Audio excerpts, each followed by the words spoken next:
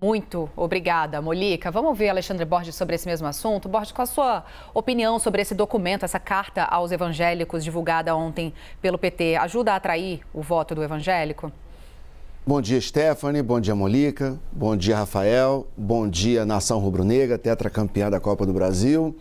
E parabéns para os corintianos, que fizeram uma festa muito bonita, foram adversários muito leais, fizeram um grande jogo. Só deu Corinthians no segundo tempo, jogaram muito. Então, parabéns aí, Rafa. Foi um grande jogo e o Corinthians podia ter ganhado também, seria justo. Foi uma grande final. Foi. Valeu a pena esperar tanto tempo por um encontro desse, né? Grande jogo, bonito, festa do futebol. Aí. E o lado vencedor pode falar que o outro lado jogou muita bola e podia ter dado qualquer coisa naquele jogo. Enfim, vamos lá. O que está acontecendo é o seguinte, quando a gente fala religião, que é uma coisa meio genérica, né? Acho que a gente pode separar alguns fenômenos, né? Você tem, até porque a gente tem que tomar cuidado também para não cair nos extremos ou do fundamentalismo religioso ou do fundamentalismo antirreligioso. Aquela ideia marxista original de que a religião é o ópio do povo, enfim, e na verdade aquilo ali era uma briga de mercado. Ele queria substituir a religião dos pais, dos avós dele, né, a religião de matriz judaica, pela religião que ele estava criando ali na hora. Uma chamada religião política, né, que até hoje, tristemente, tem adeptos e substitui basicamente Deus pelo Estado, né, o que eu acho uma substituição bem ruinzinha. Mas que também tem seu direito, vai lá, ninguém está querendo cercear.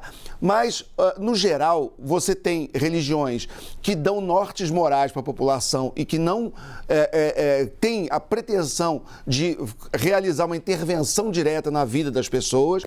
E, claro, políticos podem fazer essas intervenções em nome da religião, se apropriando do discurso daquela religião, mas não necessariamente as escrituras sagradas daquela religião dizem aquilo, né? Então também isso é uma coisa que precisa separar. Mas você tem esse fenômeno relativamente recente do século XX, que é o chamado neopentecostalismo, que é uma coisa muito diferente, por exemplo, do catolicismo, de outras denominações cristãs, enfim, do judaísmo nem se fala, que é essa ideia que vem do pentecostalismo, que vem do Pentecostes, né? Pentecostes é uma palavra de origem grega, que é o quinquagésimo, né? É o dia 50, são 50 dias após a Páscoa, né? Melhor dizendo, Jesus fica 40 dias, vai aos céus e depois mais 10 dias desce o Espírito Santo, né? As línguas de fogo, enfim, aos apóstolos, Maria e tal.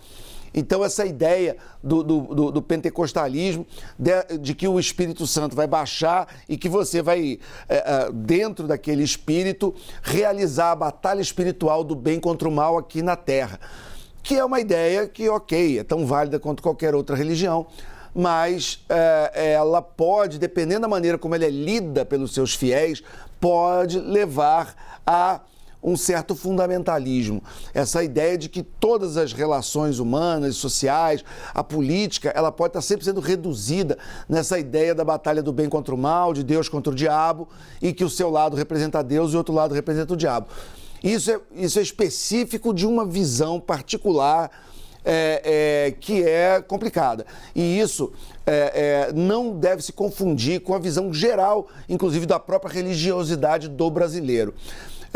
E tanto que, como bem lembrou Molica, você tem igrejas católicas sendo invadidas por gente que não tem a visão tradicional católica da relação com a política. O que o PT fez foi uma redução de danos. Não vai ganhar o coração dos religiosos de um dia para o outro, mas pelo menos ajuda a empurrar uma narrativa anti-fake news, que realmente havia e tem muita mentira.